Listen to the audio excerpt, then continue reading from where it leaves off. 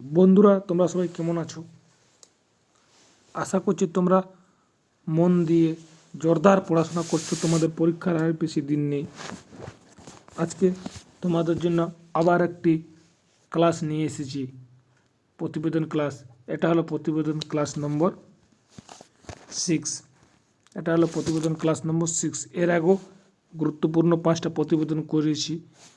তোমরা যারা দেখোনি তারা গিয়ে দেখে আসো। আজকের প্রতিবেদনের টপিক হলো এআই। আজকের প্রতিবেদনের টপিক হলো এআই, কৃত্রিম বুদ্ধিমত্তা,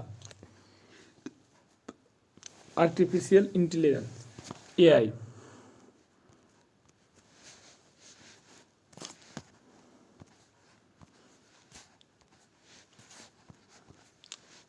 প্রথমে শিরোনাম বা টাইটেল, কৃত্রিম বুদ্ধিমত্তা, সুযোগ ও চ্যালেঞ্জ। কৃত্রিম বুদ্ধিমত্তা এআই এমন একটি প্রযুক্তি যা কম্পিউটার বা মেশিনকে মানুষের মতো চিন্তা করতে, শিখতে এবং সিদ্ধান্ত নিতে সাহায্য করে।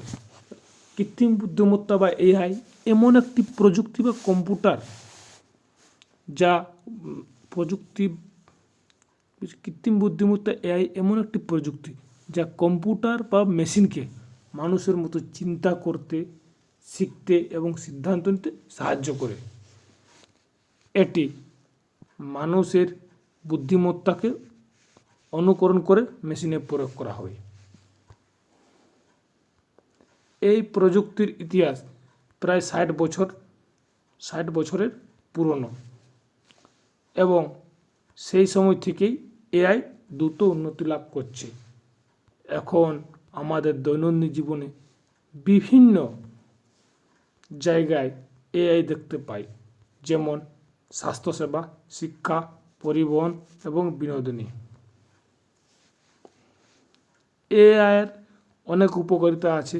এটি কাজকে সহজ এবং দ্রুত করে তোলে। ডাক্তাররা এআইয়ের সাহায্যে রোগ নির্ণয় করতে পারেন।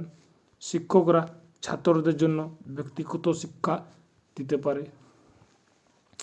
গাড়ি স্বয়ংক্রিয়ভাবে চালানো সম্ভব হয়েছে, তবে এআইয়ের কিছু সমস্যা রয়েছে। অনেকেই মনে করেন যে এটি মানুষের চাকরি কেড়ে নিতে পারে, যা সমাজের অর্থনৈতিক সমস্যা তৈরি করতে পারে। এছাড়া এআই হ্যাকিংয়ের শিকার হতে পারে বলে নিরাপত্তা নিয়ে প্রশ্ন আছে।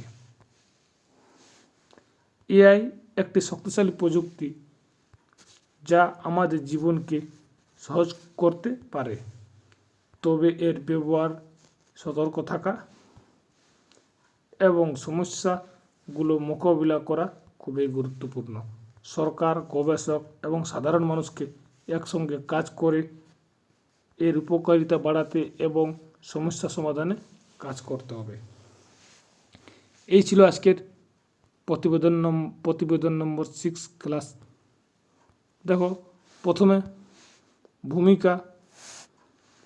ভূমিকা দিয়েছি, তো তোর ভূমিকা ইন্ট্রোডাকশন, তারপরে দিয়েছি এর উপকারিতা এবং যে সমস্যা, এবং লাস্টে উপসংহার বা যেমন প্রতিবেদনে থাকে। ঠিক আছে, দেখা হচ্ছে। চলো পরের একটা ভিডিও প্রতিবেদন নম্বর ক্লাস 7 দেখা হবে।